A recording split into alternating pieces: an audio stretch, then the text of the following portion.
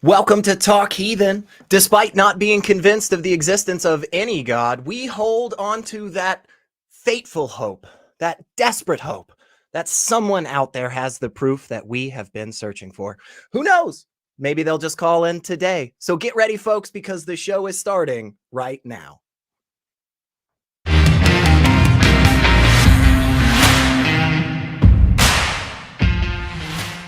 Woo! That is right, folks. Today is Sunday, March 12th, 2023, and I am your host, Secular Rarity, and joining me today is the man that I am always excited to see next to me. It's Richard. What's up, Richard? You're muted, but that's okay, man, because I know you'll talk to us before too long because we love hearing I just that wanted voice. to do a Johnny Angel, that's all. It's a standard It's for my you. ambition in life That's to right. meet myself just to be like Johnny. That's right. Yeah. We love your voice, though, so tell us, what's going on? What's on your mind, man? How are you? I'm very excited to be here. Unfortunately, Dan was supposed to be here, but he's got the dreaded COVID, so I've had to step in for Dan. So let's all send as many thoughts and prayers to him as possible. That's right. Through as many, if you're friends with him on Facebook, shower him in them. Let's just send him emails. Let's just overwhelm him with thoughts and prayers. I'm sure he will. Light your candles, do your hand signs, whatever magic or mysticism you think will work. I'm gonna bank on the science and medicine, but yeah, thoughts and prayers too, I guess. They help sometimes, right? Hey, sometimes. If you think thoughts and prayers actually do anything, well, why not call us? Because Talk Heathen is actually a live call-in show, and we've got open lines right now. So get your calls in at 512-991-9242, or you can hit us up from your computer at tiny.cc/callth. And before we get started with the show, we have a fun little thing we do now called Talk Heathen to Me, and we wanted to give you last week's results to the question. So every single week, we're going to ask you, the audience, a question that you can respond to in the comment sections below the video, and here are our favorite answers. So last week, Richard and Nikki asked if you could summarize the God of the Bible in 4 words. So that's a tall order there for sure, Richard. You really laid down the gauntlet, but we've got a couple of answers. So here are our top 3 answers. So number 3 from Eugene Bragg, God of the Bible, and the words are fictional, tyrant, wizard. There, I only needed 3 words. Yeah, I like that. I like that, Eugene. You came in under the wire. You know, that's good. That's good. We appreciate that. Number 2 is the Maya 1988, God of the Bible, man-made, duplicitous, narcissistic sociopath. I think that's pretty fair, Richard. What do you think? Those are so far so good. These that's are pretty accurate. Good. Yeah, honestly, like these are really good, you guys. And finally, our number 1 answer for this week from C. Nault. 4 words to describe the God of the Bible: nearly omnipotent Homer Simpson. Gosh, that's good. That's a good image. That's a good mental image there. Yeah, I can see him just kind of bumbling around and just stumbling over stuff. And yeah, actually, that's funny. I was talking about this with Ben the other day. Like, no omnipotent, all powerful, all knowing God would make coyotes and foxes sound the way they do. Have you ever heard them? They just sound like it's ridiculous. It's like it's a fake noise that these creatures make. And anyway, yeah, I could see a bumbling Homer Simpson type, do that. But thank you, everyone. We love the comments. We love to see what you guys have to post. And in fact, we have another prompt for you. So for next week, our question is, what should the 11th plague be? Wrong answers only. So get your best answer below the video in the comments section. Don't do it in the live chat. Put it in the comments so we can all see it. And next week, we will reveal our top 3 favorite answers. But Richard, I gotta know, what are you thinking on this? What do you think the 11th plague should be? Wrong answers only. Absolutely a plague of new romantic bands. Just all frilly shirts and frilly sleeves coming out of the debonair jackets with the debonair stares and fancy floppy haircuts staring at the camera. I think definitely that'd certainly, if God was going to persuade me to change my mind on something, he could either harden my heart and just make me do it anyway, like it is in the Bible, or he could send a plague to persuade me. That's if true. he wanted to persuade me, sending a plague of new romantic bands all singing with the stick microphones and the debonair shirts would certainly persuade me some way along those lines. That's honest. It's funny because I was we were in kind of the same thought process here. You were going in kind of a musical vein. My thought was something like the 11th plague would be all of the music that you listen to has to be like Creed or something, just like on high volume, just like constantly, just very loud. There's like no way out of it. Like, yeah, I think it's supposed to be a plague, not torture. That's just too far. It's too far. Okay, that's fair. That's fair. Well, look. Lines, SR, lines. I loved the answer, Richard. I like it. Let's see what our audience comes up with. I am excited to see this. I'm going to be watching every week to make sure I hear all these answers. So remember, in the comment section, give us your best answer, folks, and check us out next week. So you might have won. You might be the number one. So that's pretty cool. And we do actually have some callers coming in, Richard, but we still got open lines, folks. So if you've got some thoughts, maybe you got proof of the Bible, the God, whatever, magic, call us. So 512-991-9242. But before we take a call, I got to tell you some fun things, folks. Talk Heathen is a product of the Atheist Community of Austin, a 501c3 nonprofit organization dedicated to the promotion of atheism, critical thinking, secular humanism, and the separation of religion and government. So if you're not a fan of any of those things, again, we got open lines. We'll talk to you. We're here. So, but if you do like those things, there are a lot of different ways you can support Talk Heathen and the ACA. We've got merch. Richard's actually got some of this merch on today, but we will not after show. Maybe we'll show, but not right now. But if you want some of this awesome swag like t-shirts, hoodies, mugs, all the cool stuff that we've got every month, a limited edition t-shirt, just go to tiny.cc/merch ACA and you can get all that awesome stuff. And don't forget, please like the video and subscribe to the channel, enable those notifications, and comment below on your favorite caller, or why not answer our question that we do every week. Just quick like, takes you absolutely nothing, doesn't cost you a penny, and it makes us really happy. I mean, you don't want to see Richard sad, right? I mean, he's not, yeah, look at that face. It's pitiful. You can also become a channel member. You can be, if you want to see Richard's pitiful face even more often, just click the join button below the video. You get custom chat emotes, and you will help perpetuate the mission of Talk Heathen and the Atheist Community of Austin. So send a super chat with your question or comment, by the way, and we'll read it live on air during the show. In fact, we've already got one through, I think $5 from Greg Markowski, always here and hanging out with us. We appreciate you, Greg. And Greg says, I'm putting in some extra time at work. Thanks for the show. It's making the work go a little easier. Well, thank you, Greg. And we do hope that your work is not too difficult. But I guess a little bit. Like we want you to do something, right, Greg? We want you to be working at least a little bit. But all right, that's probably enough of all that. What do you think, Richard?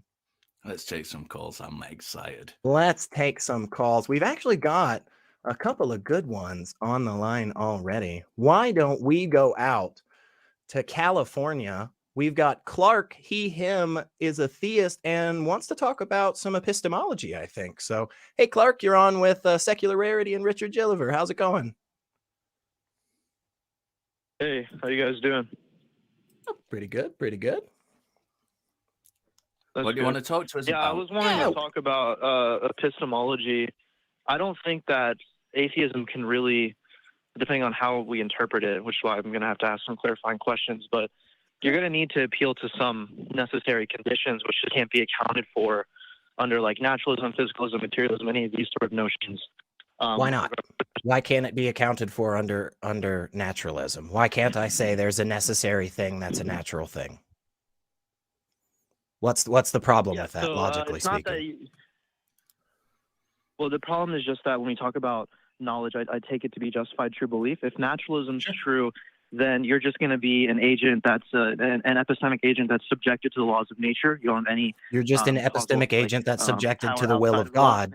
So there's no difference. We're in the exact same boat. If You didn't under let me your finish. So the system, if issue, under yeah, your system you're saying that we need this necessary thing that is God to ground us, and I'm saying we need this necessary thing that's just nature itself, there's no difference. We're in the exact same boat. no, we're not. But you didn't let me finish, so that's probably why I didn't understand. So the issue is that, like, when you affirm naturalism, yeah, it's irrational, because you being subject to the laws of nature means that you don't have control over any of your mental states, your intentional states, your beliefs, your desires, etc., which is necessary for justification. So if you don't have any agency over your mental That states, just doesn't which would be follow. assumed, that would follow if naturalism is true. Clark, No, it does. Why It don't does. you have And control so if over them? naturalism is true, Hang on, Clark, because you're making a lot of claims and you're just moving past them and you're just asserting them without giving us anything for them. Like, I don't have a problem talking about this concept that if we're just subjected to naturalism, somehow we don't have control over our, like world around us. I don't know that you even need control over the world around you or anything. Like, I don't see why that's important. But yeah, Richard, go ahead, ask your question real quick, and we'll give it back to Clark. Yeah, I'm just wondering why, Clark, it's not possible under naturalism. Yeah. the reason it's not possible is because it contains a conjunction of two inconsistent propositions, which demonstrates the incoherency of the notion when we're talking about epistemology. What are those So propositions? that's what we qualify as being logically impossible. The proposition we don't need any more explanation. Hang on, Clark. Hang on, Clark. Hang on. We don't need a gish gallop. We're following with you. You said the reason that it doesn't work is because there are two propositions, contradictory, incoherence. Great. What are those? Just give us those. Yeah, that we have justification and we don't have agency over our mental states. In order for us to have knowledge, why don't we have? Right, stop. Yeah. Hold up. Clark. This is supposed to be a conversation. Yeah, slow down. So let's have a conversation. So why isn't it possible in naturalism to have agency over your mental states? Yeah, let's start there and then we'll go to the justification. Because your mental states are not supervening on the laws of nature. It's the other way around. The laws of nature are supervening on your mental states. So are you saying that under your system, our mental nature is supervening on the natural laws of the world? And can you show that? Well, it's not. I don't affirm that the natural laws of the world have anything to do with epistemology. What I'm arguing is that our mental states, the nature of our mental states, is supervening on the nature of justification. Yeah. Right, hang on. So I'm not sure you totally heard the question, but yeah, go ahead. I'm really, really interested in the natural world. Is I'm not sure how it's not got anything to do with epistemology, because from what we know of, the natural world is what we have. That's what we have. That's the things we can measure, the natural world. And I know you said you had a problem earlier with kind of that side of things, but we can go into that. But as far as we can measure, we've got the natural world. We don't have anything beyond that. So how does epistemology not be measured by the natural world when the natural world is all we have? Yeah, I'm saying that the nature of justification, which is the crucial link to have a theory of knowledge, can't be accounted for under naturalism. And I'm an idealist. So the natural world, science, and these things, when we talk about measuring these things, it's not going to matter. Science is meaningless artwork. It's the useless movement of identity. Neither myself nor secularity have mentioned science. Yeah. None of us have. Naturalism doesn't only encompass science. Now, it depends what kind of naturalism you're talking about, because there are different kinds of naturalism. You seem to be just throwing naturalism out there as a just kind of a wide web to cover all. Yeah. But go on, secular. Yeah, and just jumping off of that, Clark, honestly, like Richard and I are not here for some like gotcha or anything. Like I feel genuinely when I say I don't think the things that you're saying make a lot of sense right now. And the reason that I feel like that's the case, at least in part, is because Richard says something like, oh, okay, so you say we don't have justification. Well, cool. Why don't we have justification? And your explanation of that seems to be more in the lines of, well, you don't have justification. And that's not super clarifying for us. And so we're trying to understand why it is that you're saying this. And it sounded like a moment ago you were saying something along the lines, and it could be incorrect, but something along the lines of the reason that an atheist doesn't have justification has to do with mental state being supervened or not supervened. And so then I asked you if you could demonstrate that you have that in your understanding, and we never really got there. So let's try explaining a little bit instead of just asserting stuff, because Richard and I are happy to talk. Like, it's not, I'm not particularly worried or anything. If you can prove to me that there's anything else going on than the natural world around us, like, I'm deeply, deeply interested. So let's maybe take a step back and go to it. Make sure that the two propositions we've got are correct, that you say fundamentally destroy epistemology from an atheist level. It's no justification, right? And what was the other one? And we'll go through them one at a time.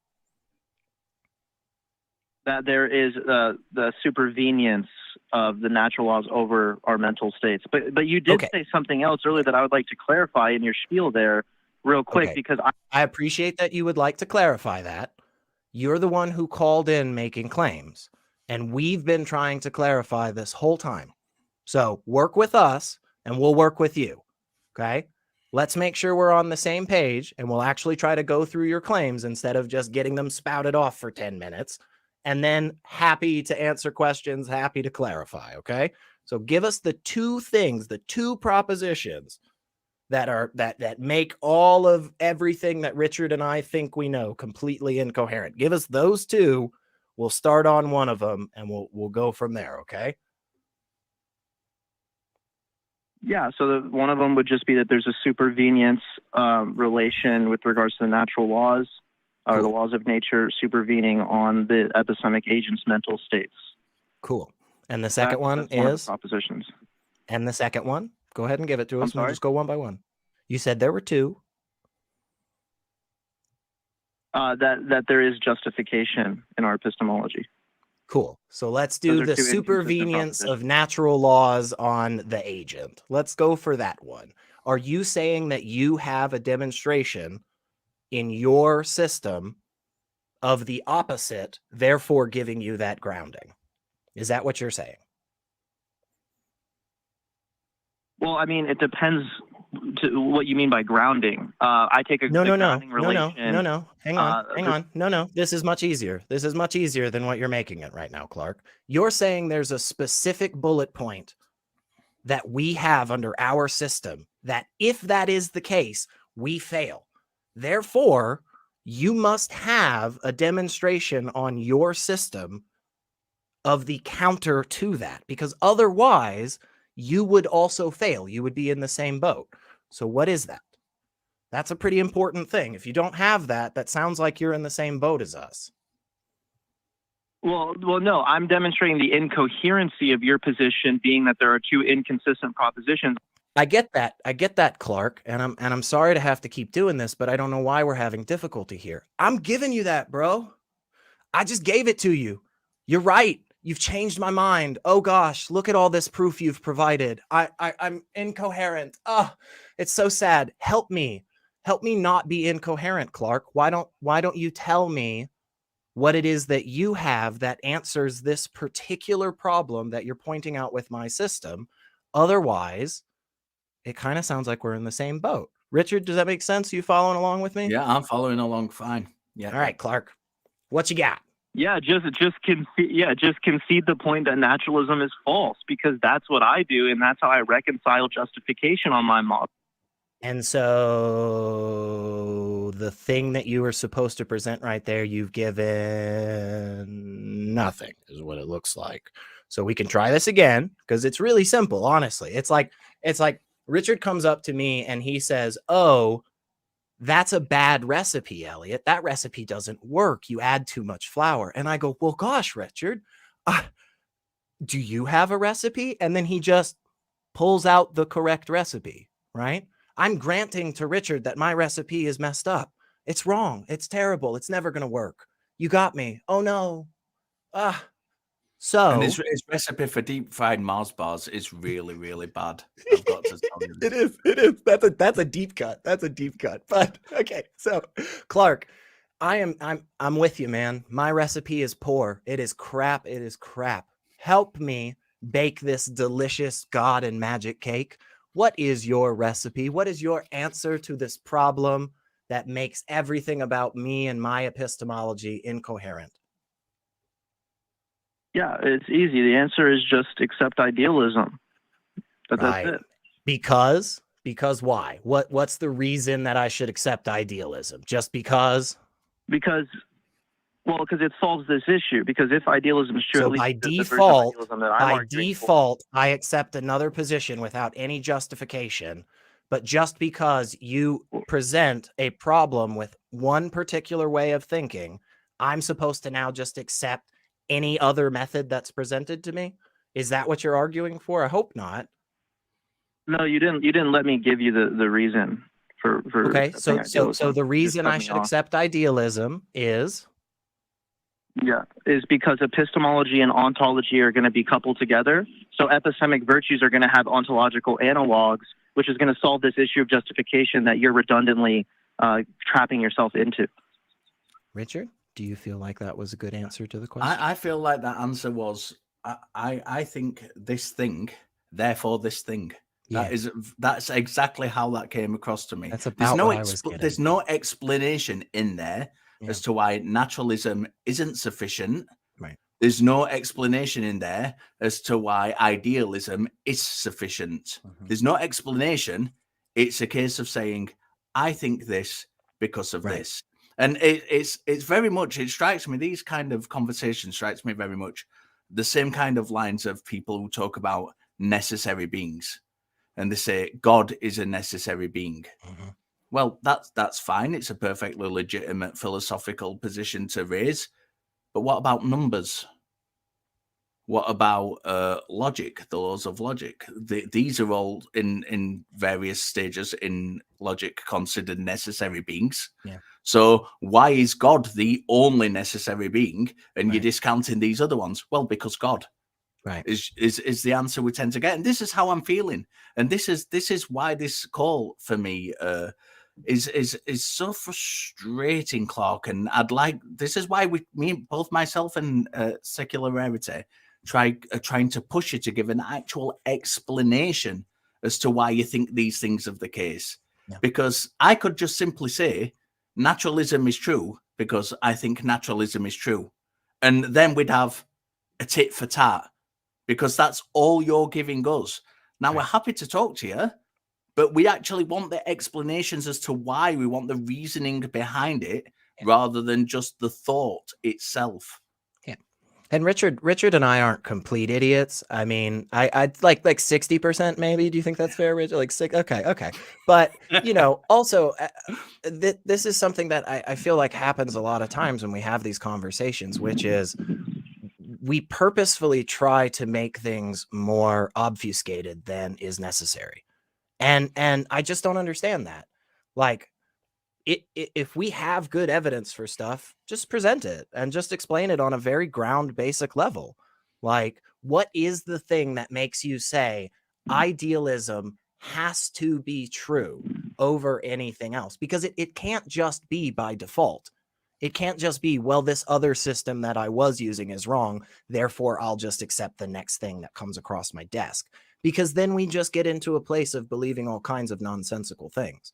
So help us out, Clark, honestly. Like, Richard and I are here being completely genuine. I think you're being genuine too. But I think a lot of times these conversations are had at such a level that when we try to explain it to other people, we recognize that we may not have a super great grasp ourselves.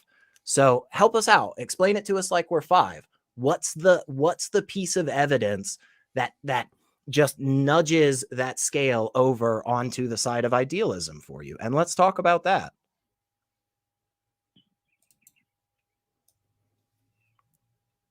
Sorry, I didn't know am I unmuted? Yeah, you're good, man.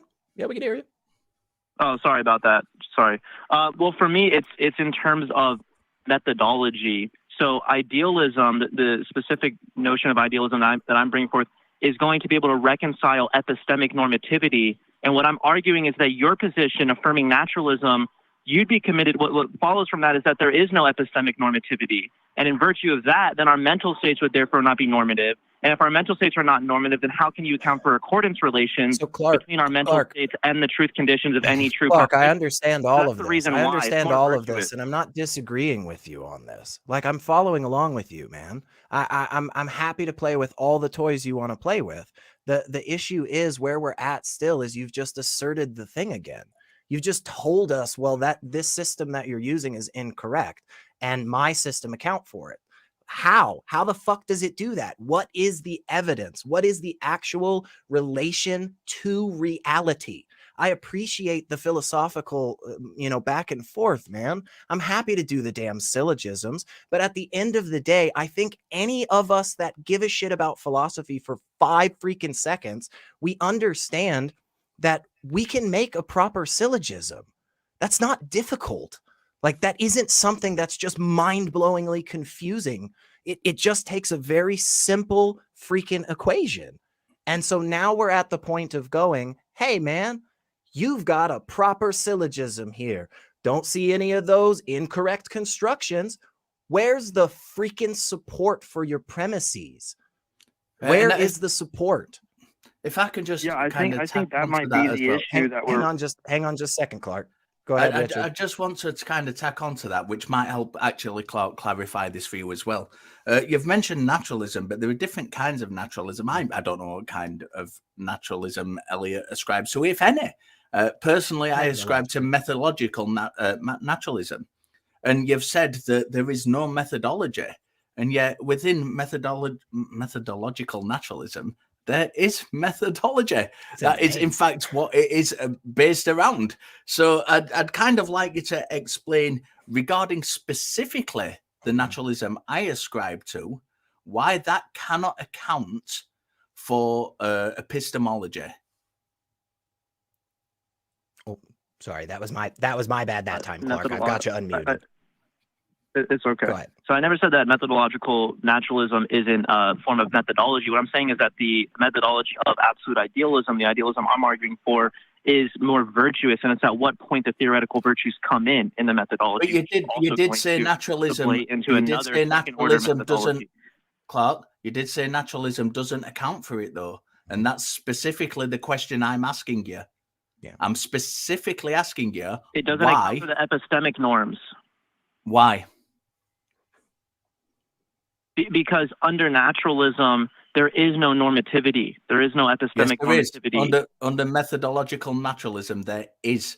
And I feel like where we're at, Clark, which, this isn't, I'm hopefully you're not taking anything we've said as being, mean or anything, but my suggestion would be, seriously, go back and really, really dig and get a hardcore long ass answer to this question. Like, way too long. Like, I'll put this out to you.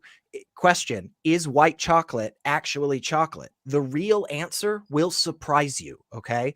Go learn that super long, complicated, difficult answer and mull it over a good couple of times, and then call us back and then give that to us like we're 5, because repeatedly I've heard Richard and I ask, great, we're following along with you on this train.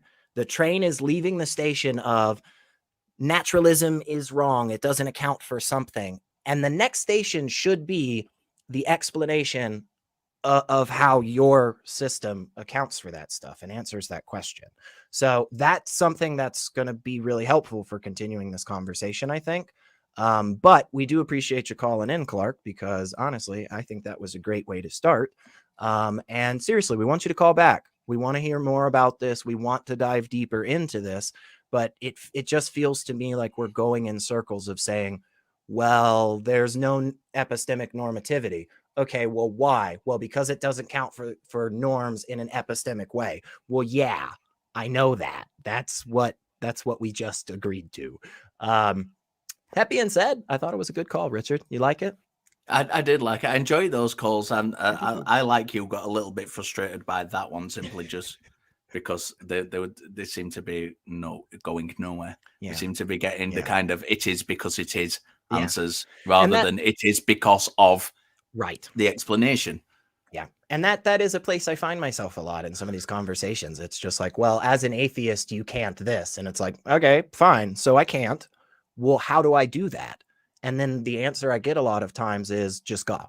And it's like, oh, well, that doesn't actually answer the question. And it's like, well, God. Well, again, doesn't really seem to answer the question. And real quick, I think we've got another super chat or two before these next announcements and this next call, although I could be doing it out of order. So, but I think Newman041 is a new member. So thank you so much for that, Newman. We greatly appreciate that. Always love members. And I think you get access to the cool little chat emotes and stuff now. So yeah, throw those up in the chat, and mods, don't hate me. I'm sorry. And then we've got $10 from Roger Wenzel is answering our question in our poll in the live chat today. I think as far as relationships, I'm a lifelong atheist who has been happily married to an eternal Lutheran for nearly 50 years. I love that, Roger. Honestly, I love that as well. I think that is just freaking beautiful. And even if we don't have evidence of God, I think we've got evidence of love. So did you like that? That was kind of good. I just came up with that off the top of my head. Anyway, we're going to move on. I felt like I was in the room with Shakespeare. Oh my gosh. Hey folks, remember, feel free to comment below and just say how crap my little off the cuff things are. But you know that you can support us on Patreon at tiny.cc/PatreonTH. And you know that every week we read out the top 5 patrons of the week. And we've got that coming up later on in the show. Also, we have a channel that houses all of the shows of the ACA in audio podcast form. You can visit tiny.cc/AEN podcast and watch absolutely all of the amazing shows that the ACA puts on. And you can become a part of the Talk Heathen community in our fan run Facebook page at tiny.cc/FBTHG. Have all these awesome discussions and whatnot. It is a great community over there, just loving each other and having fun. And in case you didn't know, Talk Heathen has a TikTok, and we will be going live there before the shows on Sunday. So go subscribe and join in on the pre-show on the Talk Heathen TikTok. Our good friend, student Dr. Ben, the resident badass himself, was actually doing that today for us. So yeah, I think we got some good people interested in stuff. But we got to take another call. Richard, you ready? You ready for this? Yeah, let's dive All right. in.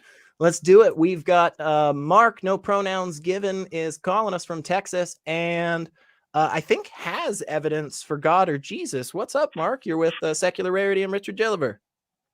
Hi there. Can you hear me? Yeah, how's it going? We can hear you. Hey. Great. Thank you very much. I really appreciate your time. And yeah, I was just curious. I've been a Christian all my life and still am. Most of my friends and family are Christians. And so I don't really come in contact with many atheists or agnostics as far as I'm aware of. I don't ask everyone. But and I thought, well, it'd be great to call in here and get your feedback on what type of, say, evidence would be required to, say, convince you and convince, other atheists that you're aware of, you talk to, on, say, the existence of God, the existence of Jesus, and really the second coming and a lot of what the Bible says. And the reason I ask this is because I believe that I have very, very empirical evidence for this, but I don't know how to present this, kind of, roll it out. And I need to be able to present this in a way that it would make sense to atheists. Yeah. Well, real quick, I'm gonna let Richard answer. I'll give a quick answer. But then I honestly, I think we would love to hear some of this evidence too. Definitely. So, Richard, go ahead. What are your thoughts on that? Yeah, What Mark, kind of evidence do you need? First of all, Mark, I think this kind of call is what I think this show is made for, personally. And your humbleness and your honesty coming into this it's fantastic. For me personally, this is the ideal call. So I just want to put that out there to start with. So, thank you for calling us. I find it very interesting that you came and said, you don't often interact with atheists. You don't get that chance, because I come from a place where, there are religious people, but nobody talks about religion. Very few people are religious, and those that are really don't talk about it very much. So, it's and this is leading somewhere. I'm not just rambling. So to kind of lead into your question as to what evidence would convince you, I think it's important to understand that not everywhere in the world has the same belief systems. Or even if they do believe in God, they don't believe in the same gods. And this is kind of the background that I've come from. I've come from a place where when I was growing up in the early 80s, when I was at school in the early 80s, we kind of generically had prayers and things in school. But they were the dying throes of Christianity in Britain. Nobody really believed them, even the teachers who were teaching us them. And you know, we've come into this, and I grew up in a city which has a massive Muslim population. You know, it's got a big Christian population, it's got a big Muslim population. Most of the people are atheist. They just simply don't talk about it in any way, shape, or form. And I think for me, when you know, growing up from a very early age with all of that surrounding me, it's not been a case for me of specific evidence which would convince me that something is true. Because to answer that question directly, I would say sufficient evidence to demonstrate that God is true. But what that sufficient evidence would be, I cannot specifically say because I've not come across it. And I, as I said, I come from a multicultural society, and you know, is it because your question was kind of in two parts for me. It was what would convince you God was true, and what would convince you that the Christian God was true and the Bible was true and the resurrection. Yeah. They're different questions, and I don't think they can be answered in the same kind of category. Because you know, if I have this thing where I've got a Muslim here, and I've got a Christian here, and I've got a Buddhist here, and I've got a Hindu here, all telling me their particular God is true. And the thing for me is, let's establish a God can be true, a God is possible, and then we'll talk about which specific God is true. So that's, I know it's a vague answer. I know it's maybe not be exactly what you wanted, but that's my answer. Yeah, and I'll be real quick, Mark. Because yeah, there's two parts of it that for me, again, one is this aspect of the specific thing, right? Like it's the specific fact of microwave background radiation that gives us, you know, evidence of blah blah blah blah blah, Big Bang, blah blah blah, right? Okay, so that specific level of evidence, I don't know, because I'm like in Richard's boat where it's like, well, I don't think we've ever had good reason to believe in ghosts or God or magic or Bigfoot. But in general, what I can tell you, and this is where I think may be helpful for the question you're asking, in general, and I'll explain this, but I want the same thing that I want for everything else.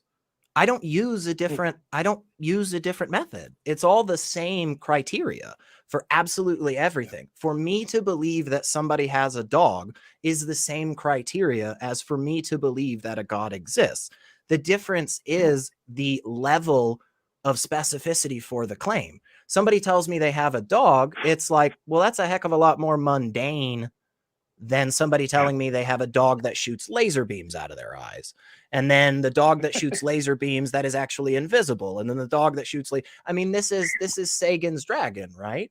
And so I follow that pretty strictly in the sense of whatever claims are being presented to me, I'm going to pretty much go through the same stuff. And so the reason that I accept all these other things is not just because somebody had an experience once or it was written down in a book once or twice. It's because we had this thought in our head and we're like, oh, snap, maybe if we do this result will happen. And then we did that and it happened. And then we did it a billion times over. So yeah, that's kind of what I do every time. So hopefully some of that answers what your question is, and then, you know, shout us your thoughts back. And if we have something to go back and forth there, we can. Otherwise, let's get into some of this empirical evidence, man. Well, No, I really appreciate that, guys. That's fantastic. That dog sounds awesome, by the way. Yeah, seriously. I wish I had a dog like that. I think it was a Scotty. I think it was a Scotty, but I don't remember. Yeah, you guys are right. You know, I will listen from time to time, say online, your show, but also on YouTube. Say I'll listen to Richard Dawkins or Christopher Hitchens, debating an intelligent design expert, right, or a gospel expert. And many times I see this coming down to several arguments, and one of them consistently is, what is your evidence, right, beyond faith, beyond the Gospels, and beyond the Bible, and beyond belief, right? And I understand that because growing up, really a lot of it was based on faith, and and then you start reading the Bible, and many of the stories are based on dreams, prophecy, things like a revelation, which is not very empirical. And I have to admit that, right? So a lot of it is faith-based. You just got to kind of believe that there is a supernatural God, which I absolutely do. But about a year ago, I can tell you that I received absolute mind-blowing, mind-bending empirical evidence, have about a little over 100 pieces of empirical evidence. Each one of those, I think, would absolutely prove God exists. And not only God, but Jesus is Christianity really is the primary type of, I guess, religion or type of denomination out there. Can I jump in real quick, Mark? Yeah. You said something. I just want to because I love it. I'm with you. I'd love to just start trying to go through at least one or two of these. I doubt we can get through all 100, But before we even go through the first one, because what it sounds like to me is you're saying, look, SR Gilliver, I've got like 100 pieces of evidence all stacked on each other that makes me believe. Is it a collective thing in the sense that because you have so many of these pieces, that's what makes you believe? Or is it each one individually that makes you believe and you just also have additional? Does that make sense? Each one individually. Yes, absolutely. So here's perfect. Hang on, Mark, real quick, because I got another follow-up because that's perfect. Absolutely. Glad to know. Honestly, either answer would have been perfectly fine because my next question now is, if that's the case, if each one of these 100 incidences individually makes you believe, then I have the question of, if we go through even just one today and to your satisfaction can prove that this one is shaky enough to not be believed just yet, potentially, would that make you stop believing? No. I spent a little over a year going, very deliberately and detailed through these, pieces of evidence that I have. I haven't finished yet, and much more is being revealed many times as I continue to review. And so, as I'm doing this, I thought, well, one of my concerns is that since I'm a believer, right, that Jesus is coming back, and absolutely it's revealed that he is coming back and he's very close now. And this is not just, hey, it's my belief or faith, or I had a dream, or I had a car accident, went to the hospital and met Jesus and came back. None of that at all. This is highly empirical evidence. Keep in mind, I'm a scientist. Cool. We're with you, Mark. So I'm a very empirical guy. Yeah. Mark, on that basis, because I wanted to ask you this anyway, but especially now we've stated that you're a scientist, I especially want to ask you, what is the definition you're using for empirical evidence? Well, it's measurements, it's pictorial evidence, it's much of it is also lies in the origination of this is through metaphysics as well, and so I'm trying to talk with, say, particle physics experts, theologians, atheists, trying to get information from different groups to how to assess this and how to eventually present this to the world, or to people who will listen. And really, it's interesting. My main, I guess, audience or people I'm trying to get to are what we consider lukewarm Christians kind of on the fence, they believe, but not really, sort of in the sense. Well, And also say atheists well, who Mark, are willing to listen. Yes. if we can just go, because I think honestly, I think this call is just like the last one we took this episode. It's a great call, and I'm super into it. I feel like it's been a good back and forth. Let's go through one of these pieces of evidence, man. And we're not, again, Richard and I are not going to be jumping down your throat and harping on every little word and all, but we actually want to understand, and if we find something that seems incorrect to us, we're going to push back on it. But yeah, give us one, maybe your favorite, or just one you're really versed in, like. Well, there's so many, be great. We'll take one. Because I'm developing. Give us the best one. Give us the best. Well, that's the thing. It's like I'm concerned about talking about this right now without this fully being able to be presented and backed up. And I'm doing this now. This is one of the reasons I've called here, so I can get an understanding of atheists, right, and their thinking. And Mark, honestly, just real quick, just because we've got a few other calls for sure, and we got some other things to get through and stuff. But honestly, man, like I'm a little bummed. I would have loved to have gone through some of them, but I'm not, honestly. This is good. This is a good moment, I think, and I'm glad we've got this recorded, because this is a moment on both sides where theist, atheist, agnostic, Hindu, whatever. It's good that we take a moment and we all go, hey, you know what? Let me humble myself just a little bit. Maybe this isn't ready to be presented. No worries, dude. Go back, get your thoughts all in order. Hit us up on the Fan Run Facebook page, the Fan Run Discords, or just call us back next week, or 2 weeks from now, Mark. We absolutely respect the crap out of that, because I would rather somebody come here and say, look, man, I've got these 5 points and I'm kind of not finished with them, but I want to ask a couple of questions to clarify, and then I'm going to come back with all of them. We love that, Mark. So yeah, dude, go off, take a little bit of time. And yeah, I mean, see whenever Richard and I are on again, or whoever the heck the hosts are, because we've got great people on here. So I know Dan or Ben or Christy, Jim. I mean, all these people would love to take this call, man. So we're gonna appreciate this. Go ahead, please. No. Finish up, and we'll let you go. Oh, yeah, no, I appreciate that, guys. I definitely will call back. I really appreciate this conversation. I think these will be mind-boggling. Can't wait to show this to you. It's very, very near now, but this conversation today really helped me a lot as well to be able to package this correctly. Awesome, Mark. Well, thank you so much for giving us a call, and seriously, we appreciate that, and I'm excited. I would rather that, Richard, honestly. I would prefer that somebody come to a conversation and say, hey, I've got some thoughts, but they're not fully fleshed out. Maybe I need to take an extra minute and think on them. So yeah. I was very excited for Mark's call as soon as I kind of heard his initial introduction. So yeah, give us a call back when you've had the time to think about it. And this is right up my alley. So look out for when I'm on and give me a call back, please. Yeah, definitely. And you've been on a lot lately. You're just everywhere, man. Yeah. I apologize to everyone.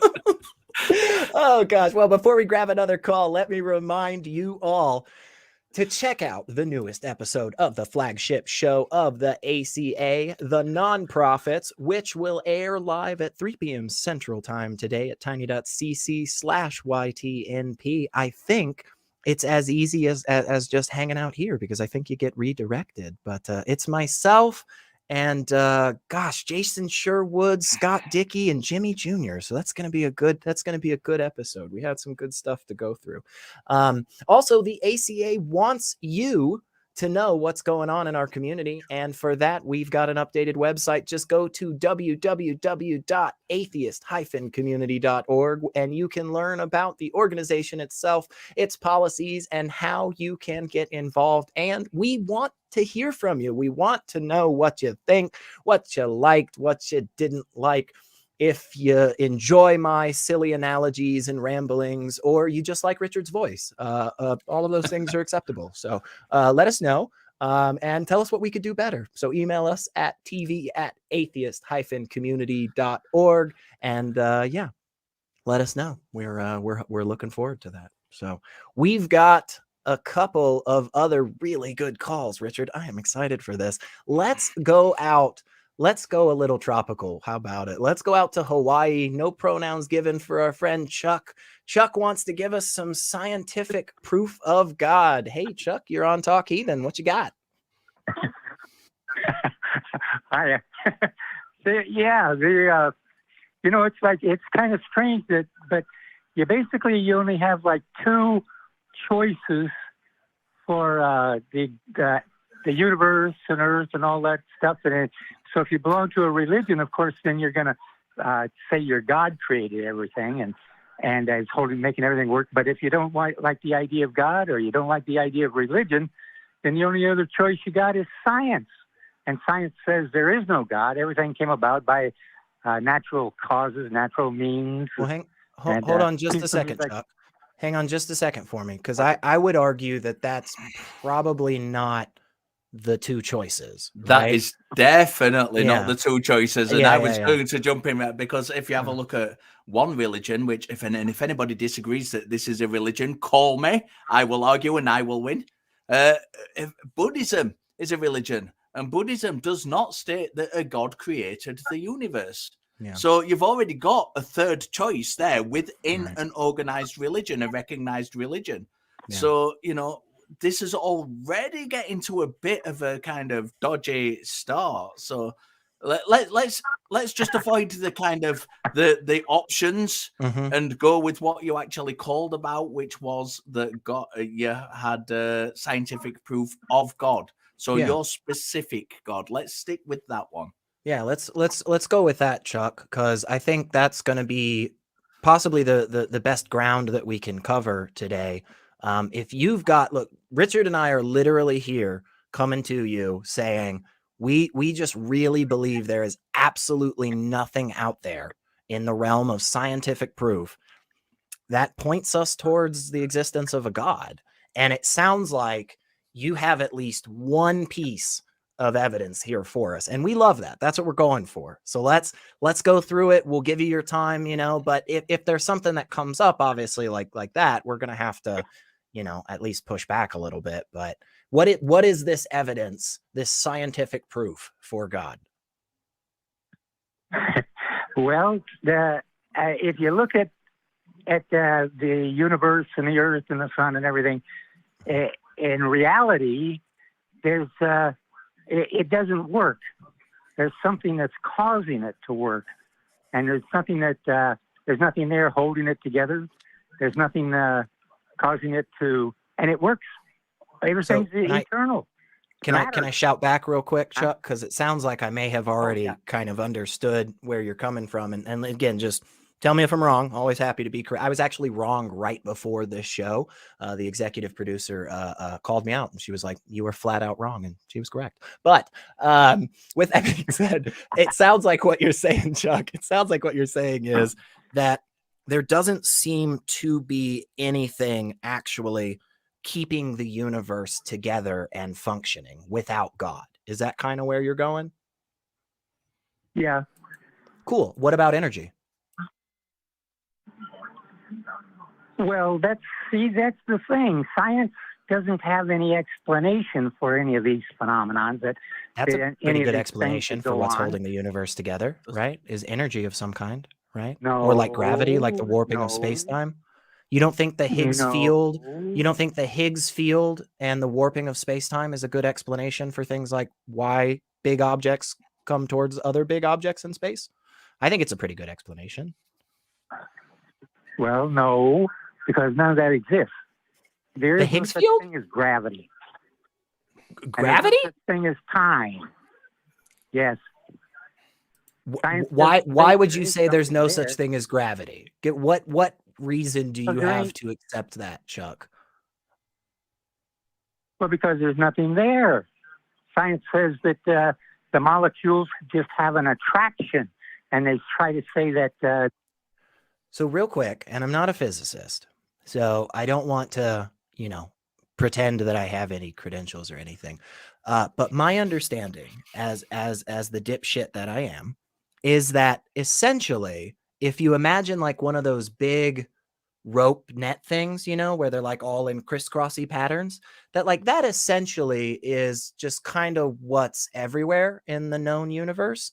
And like that thing eventually gets these little like tiny little bits of things that are basically the fundamental building blocks to everything. They really don't have any mass, they don't have any spin, they don't have any charge. They're called a Higgs boson.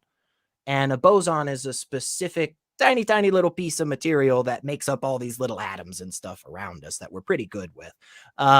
So that Higgs boson collects on that Higgs field and then, you know, clumps together to then make more slightly bigger, smaller, tiny particles. And then that eventually gets to things like atoms and then, you know, so on and so forth. So I know I just explained all that like an idiot, and that's totally fine. But there are actually like really good physicists and stuff that have been doing this for a long time and have all of the demonstration for that. So you're saying you don't feel like that's a good understanding for like the collection of matter, and then like once that matter collects on that rope thing, right, it kind of like pulls it down, right? Because there's more matter in one spot, you know, like a rope net does. You don't think that's a decent understanding? Are you talking about string theory? No, I'm talking about the Higgs field and the Higgs boson particle and then the warping of space-time. I think Chuck, Okay. I think what we need to do, Chuck, we've got a lot of callers on the lines today, and I think, you know, you're called in about scientific evidence for God, and it seems quite clear that you're kind of, at best, dismissing science. And I suspect that you dismiss. Right? Okay, I suspect that you're dismissing it because you don't understand it. And I'd implore you to go away, because we've got other callers to get to. And, you know, when you call in saying, I've got scientific evidence for God, by the way, science is a load of rubbish, then it's not particularly, it's not a conversation. You wouldn't get very far at a party. Let's just say that, using that as your conversation starter. Yeah. So I think go away, have a look at, you know, the science, decide what about it specifically you don't agree with, and then call back with that rather than just saying it's a load of rubbish. Because, you know, to be blunt with you, if you're going to call in and say you've got scientific proof for God, I'm more than happy to talk to you about that. But when you then follow up with, but I don't agree with science, then, you know, there's no conversation happening. And I'd rather get onto somebody who does have a conversation happening. SR? Yeah, no, I'm with you there. And Chuck, we are going to let you go. But again, please call us back. Like, just take a little bit of time and think about this a little bit more. Because I agree with you, Richard. It's very difficult to engage with somebody in a conversation where they're like, oh, I've got scientific proof of this. And you're like, oh, okay, what is it? And they're like, well, first off, let's just start off by agreeing science is fucked. It's like, oh, well, I don't know how we do that. I don't know how we then move on to talk about scientific proof if what we're starting with is the base assumption that all of our current science is just crap to begin with. But that's okay. You know why it's okay, Richard? Because we have top 5 patrons of the week.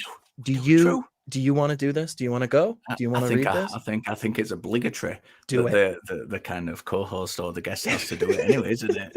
So I apologize in advance, as per usual, for me crucifying your names. Dingleberry Jackson, number 1. Number 2, Ayame. Number 3, oops, all singularity. That's a good one. Number 4, Devor Valgin. Number 5, my personal favorite, Keleve Helvete, and an honorable mention to the wonderful number 6, Roz. Well, thank you all for your patronage. We do appreciate it, and we will continue to get your names wrong each and every week. That's right. That's right. And again, remember, you can just go to patreon.com/PatreonTH, and maybe you can get your name read out once a week. It's pretty cool, honestly. Pretty nice. Especially like, I'd love to have my name read out by you. I don't know. Maybe I need to. We'll work on this. We'll talk about this after the show. But before we grab another call, I'll give you a call later. yeah. Call you. Get me up later. Yeah. Secular. Before Richard entices us all too much with that beautiful ASMR, I have to let everyone know that if you are going to be in the Austin area on March 26th, you should consider joining us at the Free Thought Library for a live broadcast of Talk Heathen and the Atheist Experience. Talk Heathen will be hosted by the amazing Christy Powell and myself, and then Atheist Experience will be hosted by the always awesome Jim Barrows and myself. So we hope you can join us. I am super duper thrilled. I'm excited to be there, you guys. So if you are close by, please come on down and say hey to me and just give us a big crowd and a bunch of love there. So it's going to be a great time, I am sure. So if you're in the local Austin area, we also need great additional crew members for the show. So if you're interested in helping out with the video, audio, or call screening, and you can attend the live studio shows, please email us at tv@atheist-community.org, and the production team will be in touch with you. And I can tell you that before I was on here, I was helping out, and I always loved it. I always loved doing it. And I know you do a lot of modding and stuff. Yeah, I've been with DSA for like 2 years or something. It's awesome, over 2 man. years. So it's yeah, awesome. Honestly, it's a fun group. We have a really good time, especially during the shows. And yeah, I know it's going to be a fun time in person. So again, if y'all can get down there, please do. March 26th, come say hi to me and Christy and Jim and all the other wonderful people. So. But with that, I guess we got to take another call. That's what we're here for, right, Richard? That's what we're here for. All right. Well, let's go out to Pennsylvania. We've got Hannah, she, her. You have a question for us, I think, if I can actually push the button, Hannah. I promise I'm going to get you on. But you were on Talk Heathen with Richard and SR. How are you? I'm doing great. Thank you guys so much for having me. You guys are killing it today. Thank you. Thank you very much. Yeah, they were scraping the bottom of the barrel for hosts today, so we were the last ones on the list. But thank you. But what you've got a pretty interesting question. What is that question? And we'll see if we can help out a little. Yeah, so a little bit of background about me. I was homeschooled growing up, aka brainwashed by Answers in Genesis, and so. It's been a journey. I'm 30 years old now. And during the era of Donald Trump and COVID, I really started to question. I'm like, wait a second, are Christians the bad guys? Are we the bad guys in this scenario? What's going on? And just seeing all the inconsistencies in my faith. And so I've really been on a journey of deconstructing that and going through all the angst and stuff that entails. And then last summer, I really came to the conclusion that, it's not that Christianity is I don't think it's true. But I would still consider myself a Christian, I guess, just because I do see how it can be a pathway to love and community. And so I'm still really, really more than I've ever been involved in my local church. I'm the youth leader. And so right now our church, all churches, are in a season of Lent, which is supposed to be a time of self-reflection and thinking through what we want to give up for God and that type of thing. And so I've been thinking about do I want to give up God for Lent? Just because I'm not sure if this belief is serving me anymore. But my big thing is if I quit my church, what are these teens going to do? I don't know. I feel like I've been able to, share some love and some positivity in a space where it might otherwise be, purity culture, don't have sex before you're married. This is what you have to do. You have to get baptized. And but I don't know.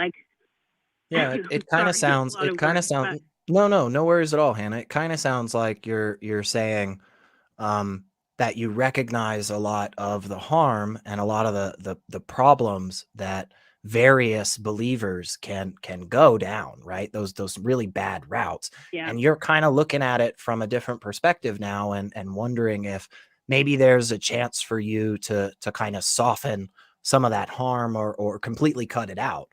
I think that's an awesome goal. I'm hugely in support of that. I want you to know. Also, I want to say, like, I can't really give you advice because I don't exactly know the full situation. But I can tell you some of my thoughts on it, which are, Yeah. as someone who thinks all of these religions that I've ever come across really are, at the end of the day, just not founded in reality. There's crucial elements to each one of them that just don't work. They just aren't true. And worse than that, there are parts of it that, again, are crucial elements to these belief systems that actively cause harm every single time. And there's no question. There are some good things. There are good people, of course, right? We have to separate Christians and Christianity, Muslims and Islam. Islam is bad. Not all Muslims are, right? People can be good people and still have these beliefs. My view is we can just do better without them. We can avoid all of that harm, and we can have a lot better things. So being in the place that you're at is a little tough, I think, because I'm not sure exactly what I would do. Because in one sense, I think, you're spot on, Hannah. I think, my gosh, I wish more churches were filled with staff members that had more of a thought process like you, right? There are so many wonderful believers out there who, aren't anti-LGBTQ. They're not trying to just force their religion into the laws across the world and kill people in the streets and stuff. And those people in those fights are always on my team. I am always going to stand shoulder to freaking shoulder with those people. And we can have the conversation about, did Jesus rise from the dead? We can have the conversation about, fundamental existence of absolute ultimate ground. We can do all that shit later. But the stuff that is super duper tangible, which it kind of sounds like some of the stuff that you're talking about, right? That stuff that just is constantly harmful, that purity culture garbage, teaching people that they're just inherently fundamentally broken and crap. Like, that stuff is just straight bad. And I love the idea of somebody saying, how can I present this information in a way that isn't like this, right? How can I give the good things of this religion and get rid of all that crap? I think if you go that route, and again, I can't, I definitely can't give advice because I just don't know your situation well enough, unfortunately. But I think if you go that route, you'll find yourself in a boat of, before too long, starting to say, really, everything that I want to teach in this vein is found somewhere else and found better. And that at the end of the day, even giving lip service to it sometimes just continues to perpetuate those harms that you don't want. And again, this is a really, really tough place, Hannah. I really do. I feel for you. I know what this was like. I spent years going to my church playing music. I played handbells. I played drums. I sang. Like, I did that for years in a space of really not believing. And it was hard to know what to do because, all I was really doing was just playing the drums, right, for some of the songs. But was I actually contributing to some of the harms too? I don't know. I had to wrestle with that. But let me pass it off to Richard real quick, and I'll shut up. But hopefully some of that at least kind of helped, with the thought process, or at the very least, let you know that you're not the only person that's been in this space or in this space now. And there are a lot of really good people here in this community that please reach out and say something to, and I know they will show you some love back. So Richard, any thoughts on this? What exactly should Hannah do here? What do you think about this, man? I don't think anyone can decide exactly what Hannah should do other than Hannah. Yeah. I think there are a couple of things to consider. One of which, and probably the main one actually, is what do you see your status as being in the church and within the religion? Do you see it something that you see as being there indefinitely? Are you going to be going to church continually? If so, I think that changes the kind of and again, as Asar says, I don't want to give you direct advice, but it changes the kind of answer I would give, because you do not have to bear the weight of the world on your shoulders. You are not responsible for these young people. Yeah. And in a way, you trying, if you're kind of in a position where you're questioning your own faith and you're kind of giving that to these young people, you don't want to put yourself in a position where their parents are kind of getting angry with you and the church leaders are getting angry at you via the parents, putting these doubts on them. So I would say, don't take on that responsibility if you're kind of putting yourself in a position of culpability, if you like, while doing that. Think about yourself. And think about your position, and if you're looking to be in the church long term yourself anyway, and you don't see yourself going anywhere, sure, talk to these young people, because there might be a situation where they turn around and possibly ask you a question about homosexuality or about trans people, that you're in a position to being in the position you're in to give them really good advice on. Which may not be exactly in line with the church, but may inform them being part of the church. If you're doubting and you're thinking about kind of leaving the church altogether or leaving that specific church, then don't take on that responsibility, is what I would say, because you've got a duty of care to yourself first and foremost in any situation. And I think that's something that we should be kind of pushing out there much, much more, and that you've got a duty of care to yourself. And I understand that you probably feel responsible for these young people, being a youth pastor or a youth church leader, and you've probably built relationships up with these people, and they are very, very important, but you're not going to be able to do them any good if you're uncomfortable with yourself.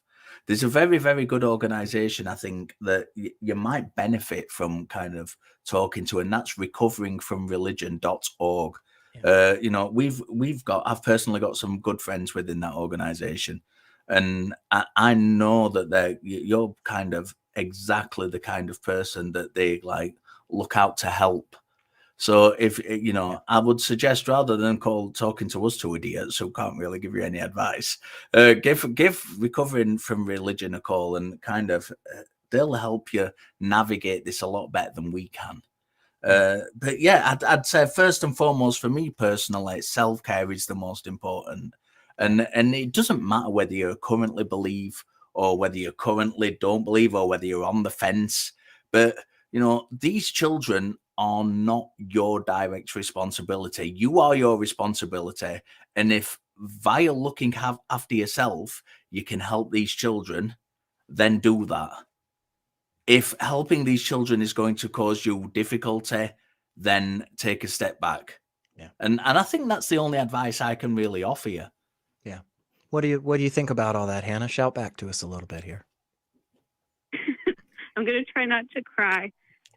That was both of you. That was so beautiful. And this is like the first time I've talked about this to anyone, because even the thought of just leaving is so scary to think about.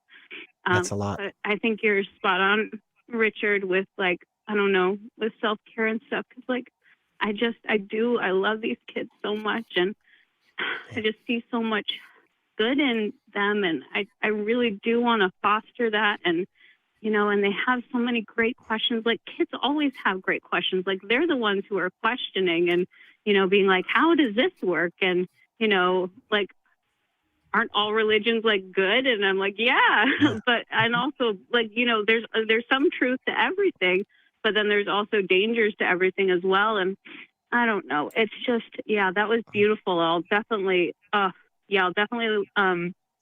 out that website that you gave me for sure. And that was, I don't know, I'm blown away.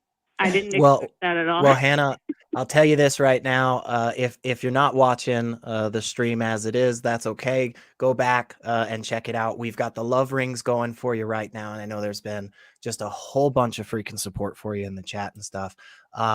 Also, please reach out to these communities. Recovering from religion, like Richard talked about. Remember, we've got the Fan Run Discord and the Fan Run Facebook pages. And honestly, either way, no matter what you decide, Hannah, give us a call back and let us know, because it just sounds like a place that I think a lot of us have been, and we remember what that time feels like. Most of us, it sucked, it hurt. We felt alone. We felt like everyone was fighting us. And honestly, there's a lot of us out here that are just ready with open arms. We're just excited to have you, because you seem like a good person. Whether you ultimately end up staying in the church and believing or not, it sounds like you are just genuinely a good person, and you just want to see good things for other people. And we want that too. We want that for people. We're secular humanists, and whether you believe or not, we still want good things for you. So Hannah, give us a call back in the future and just update us and let us know, because I'm sure everybody out here would love to hear that. So. All right. Thank you so much. Like, you have no idea how much you guys helped me today. I really, really appreciate it. Well, awesome, Hannah. Well, thank you so much. Definitely. And yeah, I know that is a tough place for sure, Richard. It can be very difficult, especially kind of depending on the community around you and stuff. But yeah, I think you're right, man. We always have to be making sure that we're taking care of ourselves and our mental and emotional health. It can be very tough, and it does sometimes feel like the weight of the world is on our shoulders. But the good news is there are a lot of other shoulders. There are a lot of other people out there that are happy to stand and help each other. So, well, that was a great call. And I think we're going to go into another good call that is actually answering our poll in the live chat. So we've got Shawn, he, him pronouns in Missouri, is an atheist. And it sounds like you're a little uncertain on kind of where you shake out on atheists and theists kind of having a relationship. So how are you, Shawn? Hi, I'm doing good, I'd say. Good. Well, you are here with SR and Richard Gilliver, and so give us a short little. We're getting close to the end, but give us like a quick 30-second thing. What do you kind of see with the relationships? Atheist, theist, kind of not sure, kind of where you at? Right. I've gone kind of back and forth and changed a lot. I was raised very like Protestant Christian, and so thinking of like that kind of times. Back then, my answer would have been very different. I feel like I would have tried to proselytize to like any sort of atheist if I was in a relationship with one. And then as I've gotten older, I've kind of gotten away from that. And I deconstructed last summer, and now firm like atheist. And maybe because it was just like within this year or like last year, I guess, there's still a lot of like, I guess, kind of trauma that comes with that. And so while it depends on how much the other person like might want to press their religion onto me, I just found myself very kind of uncomfortable around people that I used to be comfortable around. And so while I know obviously relationships like that can work, and there are many people that do, right now, I just feel like if I was in a relationship like that, I wouldn't be comfortable. Yeah, I think, look, the thing is, everybody's got to work, as we talked about with the last caller, first and foremost, everybody's got to talk about their own comfort levels and be honest with themselves. This is one of those calls where I think advice varies greatly depending on, because my personal experience is pretty much the entire opposite to yours. I got married to someone who was, when I married them, they were a Catholic. But they weren't practicing. She was going to a Church of England church, and we got married in a Church of England church. She'd come from a Catholic background. Then they went on to be a Mormon. And then largely through their own efforts and their own education, they've kind of become an atheist. And So I had a very good relationship and always have had a very good relationship having a religious partner. So that's my experience. But but my experience is not everybody's experience. And this is what we've got to be kind of, I think, very kind of honest with ourselves in this community, because we can come out and we can say, well, it works for me, so it works for everybody. But that's simply not the case. And, you as an individual, you have your own kind of experiences and you have your own fears, and you've got your own way of looking at the world. And for you, it might not work. And nobody can sit here and say relationships are perfect between religious people and non-religious people in every circumstance, because they're not. Because relationships between two atheists aren't perfect in every circumstance. And relationships between two Christians aren't perfect in every circumstance. And a relationship between a Christian and a Muslim isn't perfect in every circumstance, because we are human beings, and we all have different personalities, and we all come from different backgrounds, and we all have different kind of ways of looking at the world. So, I would say to you, as I said to the last caller, self-care is the most important thing. And you're going to meet a person, regardless of their religious background or none, and you're going to have a brilliant connection with them.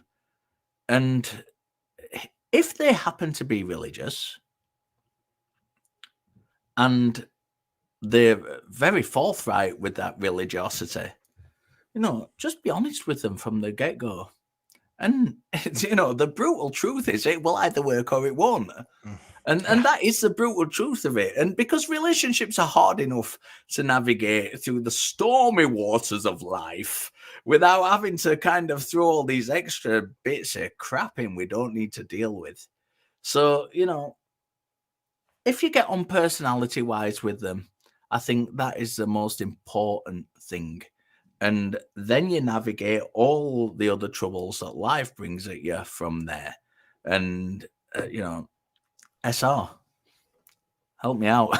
Yeah, no, I think a lot of that was really good, honestly. And I'll be kind of quick, Shawn, which is, I think this is one of those things where, like, if we're looking at it in a sense of, like, categorically speaking, like cross the board, abso-freaking-lutely, well, then the answer is, like, yeah, of course atheists and theists can be in a relationship, but that's not really the question, right? What's the most important question is whether or not you, as an atheist or a theist, can be in a relationship with an atheist or theist that is this person or these people, right? There's polyamory, monogamy, whatever you do, no worries. But it's like, it comes down to, at the end of the day, those conversations with yourself when you're sitting at, home alone on the toilet or something, right? And you're like, gosh, do I really want to be with somebody who this or that? Or, how would I feel if my partner was X or Y, right? Like, what are my, and at the end of the day, man, it's okay, whatever shakes out, honestly. If at the end of the day, you're somebody who says, I really just don't think I could be in a relationship with somebody who believes in ghosts, right? That's okay. Right? Just don't be a dick about it.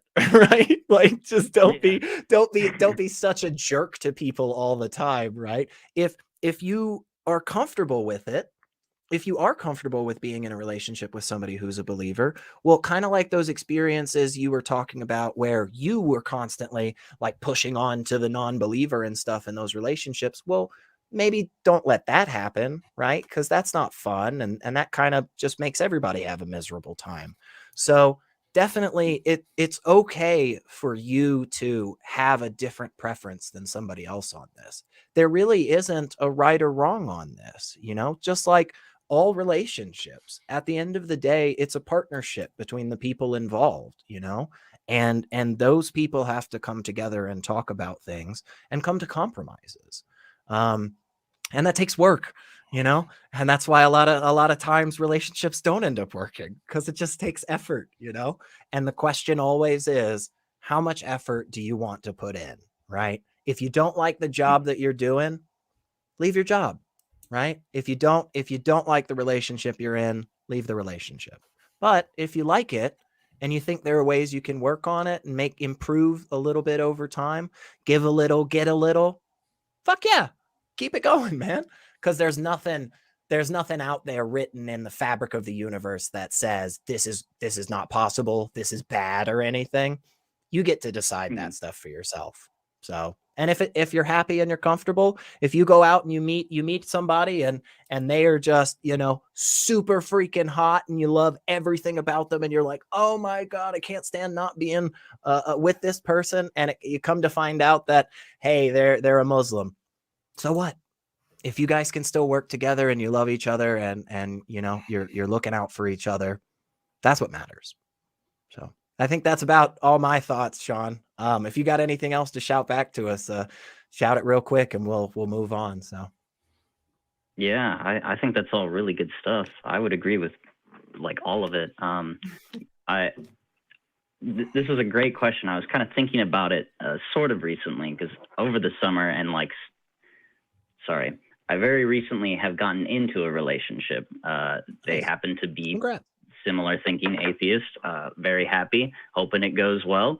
But I was thinking about that right before I met them. I was like, wow, because like that was fresh on my mind. We're just become like atheists, and I'm like, man, would I even be comfortable with this? And when I was like thinking of like people who I would want to be in a relationship with at the time, especially, I was just like, I probably can't deal with that. And I'm still kind of dealing with other relationships like family and friends and navigating some of that. But I think I'm very hopeful and I am pretty happy with my life currently.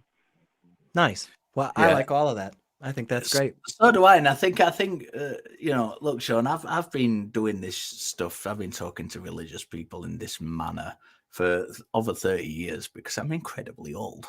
And I've been doing this a long time. And, as I said, I married a religious person. And, as long as, you don't have to I've never, ever turned around to my wife and said, you have to be an atheist. You are completely wrong. I've never, ever done that. And it was through her own she's very, very intelligent, my wife. She's far more intelligent than I am. And she's got degrees and master's degrees coming out of a bum. And it was only since she started doing a degree in a master's degree in educational psychology. And it was through doing the psychology side of things that she walked herself out of the religious beliefs, despite having been married to me for 10 plus years at that point. That shows your effectiveness, Richard. Exactly. You don't listen to me ever. So you can have these relationships and they can be very, very productive. And just be happy within yourself. I think that's the most important thing. Definitely. Well, Shawn, thank you so much.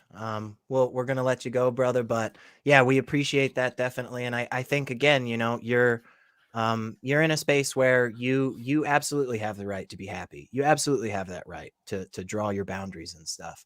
And again, I'm a big fan of the belief of don't be a dick, right? As much as possible. So thanks so much, Shawn. I hope you have a great day. Yeah. Cheers, Shawn. Thank you. You too. All right. Well, we've got a little bit of time left. Maybe we can squeeze these last couple in, Richard. I would love to try. What are you ready? You want to do it? Yeah, let's jump in. We'll give it a go. We're going out to California. Alok, he, him. It sounds like you're saying that wokeism is overlapping with atheism. Honestly, just because we're close to the end of the show, Alok, I don't want to go through the definitions of what we both think wokeism and atheism is. I'm going to say this, which is I don't think that's true. I think it's wokeism, in quotes, overlapping with secular humanism. I would just argue that, like a lot of the things that people claim as being woke and problematic is actually just properly applying secular humanism. So what are your thoughts on that?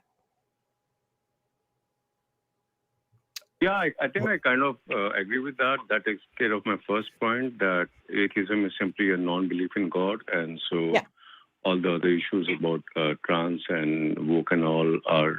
Yeah, falls into the secular humanist category.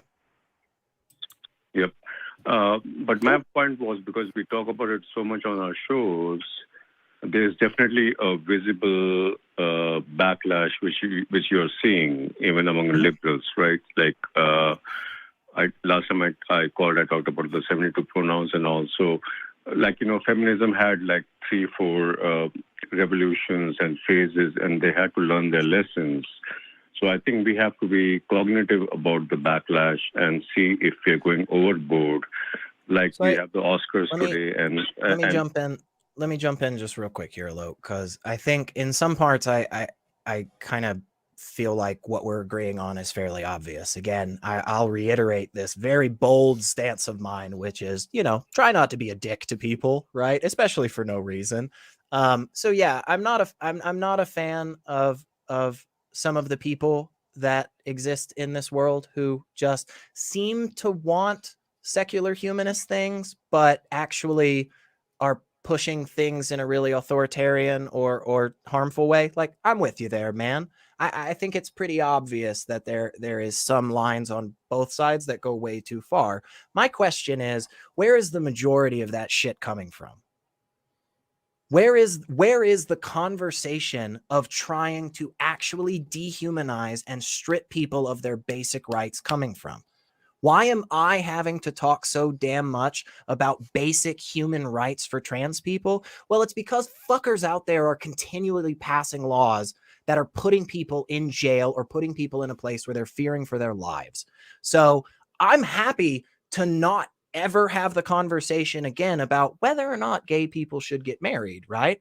I'm super comfortable. I thought that was a fucking thing we figured out a long ass time ago. Personally, that was a real quick conversation for me. It was like, hey, should gay people be allowed to marry, Elliot? And it was like, yeah, why would we ever restrict that? That's really weird.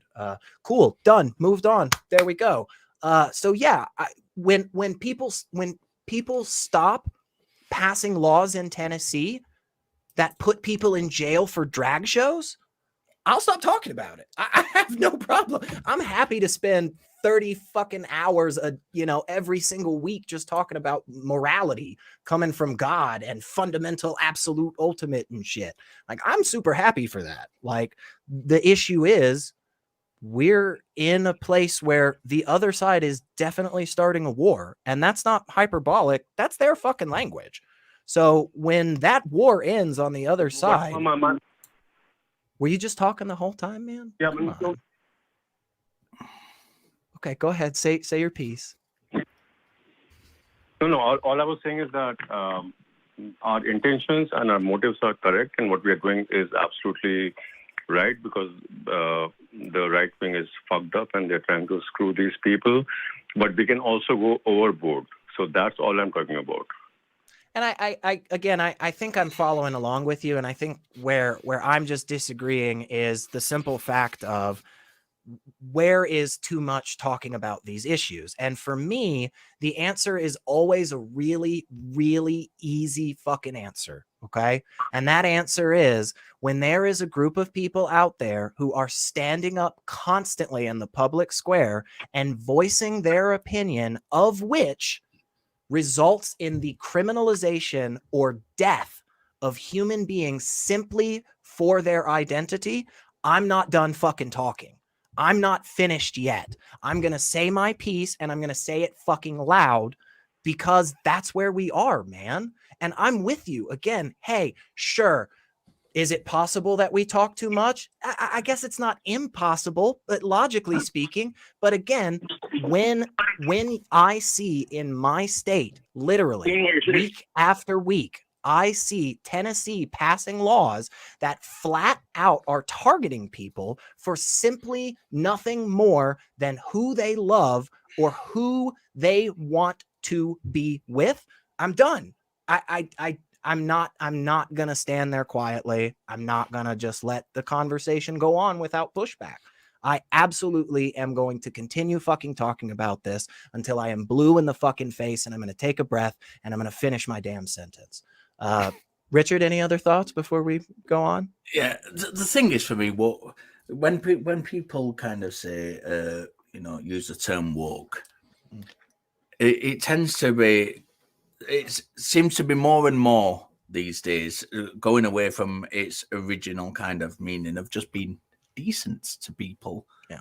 to having a specific attack against people. So you know, when I hear the word woke used, it's usually from somebody who wants to attack trans people or black people or some other kind of thing. And you know, honestly, I don't give a shit about those people. You know, if you're going to turn around and say, oh, you know, trans people, all these people supporting trans people are woke. Well, I support trans people. You sound like a fucking racist from the 50s. I've no interest in talking to you. And that's how I see this kind of this attitude coming out. And it's, you know, I'm going to be blunt about it because I am blunt about the issue. And the thing is, you know, people are people and people are fantastic people, and caring about people is not being woke in a derogatory term. Yeah. It's caring about people. And if you don't do that, if you're not woke in that way you're using it, then there's something, the issue is with you. It's not with anybody else. You know, and if you're against trans people, if you think, you know, oh, all this new liberal trans support stuff, I don't care. That to me, all I hear is some guy from the 1940s or the 1950s saying, "Oh, black people are wrong." That's literally what I hear when I hear people saying stuff like that. So you know, you're wrong. People who speak like that are wrong, and I will argue with them every step of the way. I'm more than happy to, you know, I'll do it 24 hours a day. You know, that's literally what it is to me. When I hear people using woke in a derogatory term, you know, I've no interest in it. I've no interest in the people using it. It immediately tells me what kind of people I'm dealing with, and it immediately tells. And as regarding it specifically with atheism, you know, I consider myself first and foremost a skeptic anyway. And atheism kind of falls into that skepticism. And the same kind of thing falls into this. Decent behavior towards other human beings falls into skepticism. It falls into critical thinking. It falls into, as SR said, not being a dickhead. Yeah. It's as simple as that.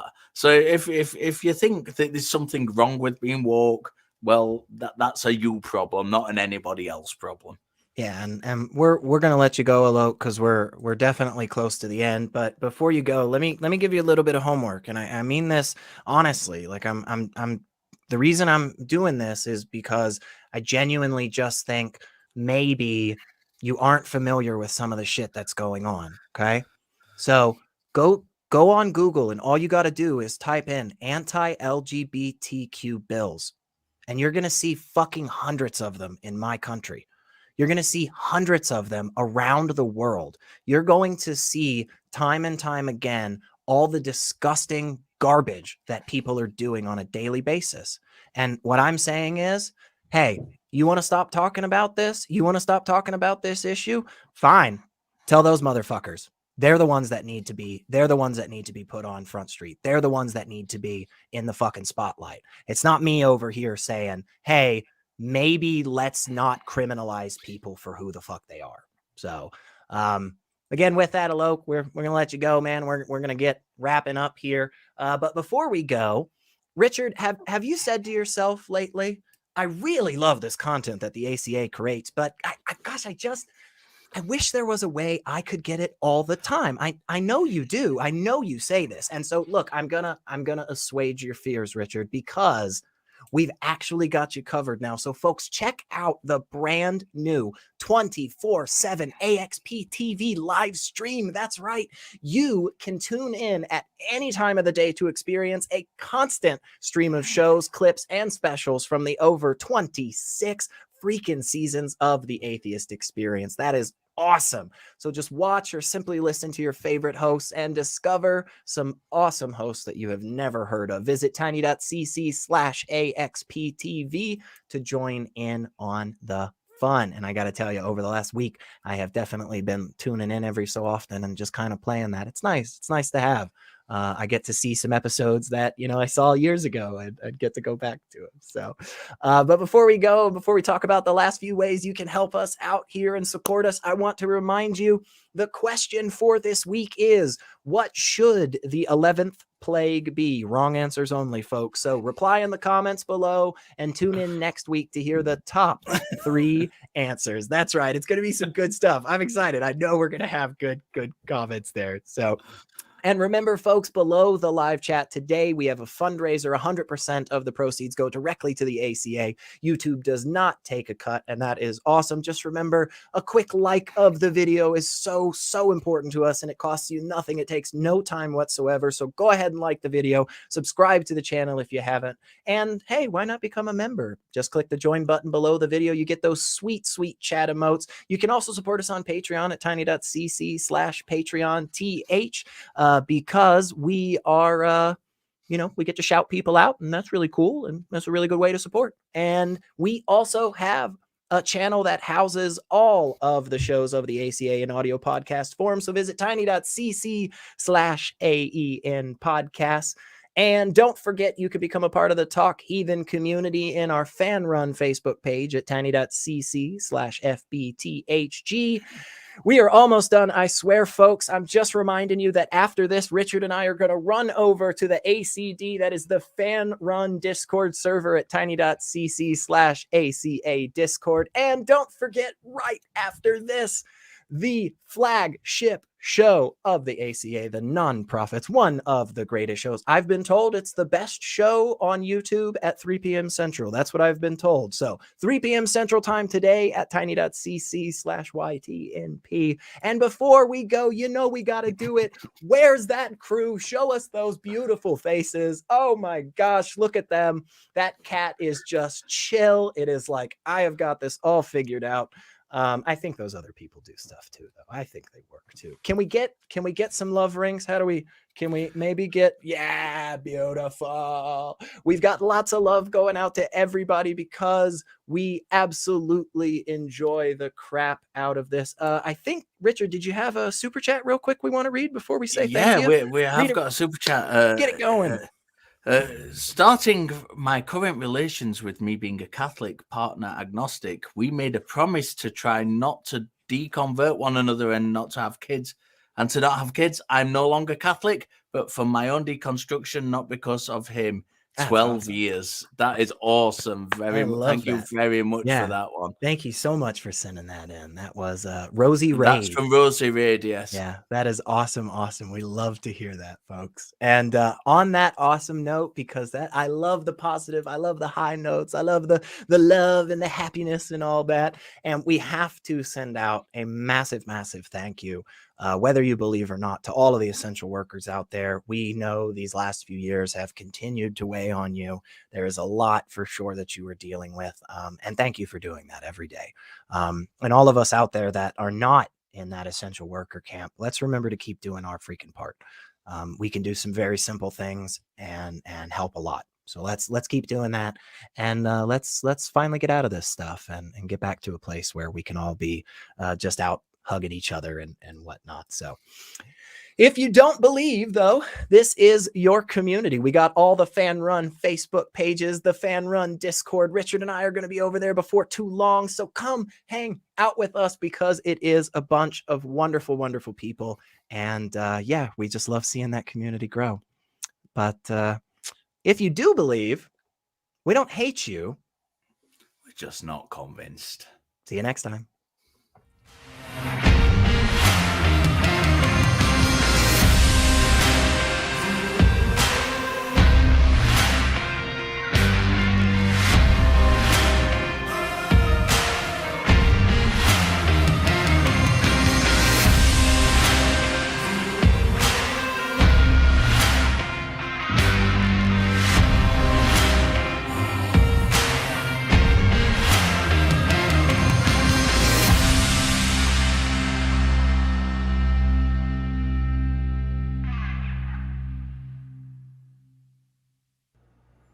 We want the truth, so watch Truth Wanted live Friday at 7 p.m. Central. Visit tiny.cc/YTTW and call into the show at 512-991-9242 or connect to the show online at tiny.cc/calltw.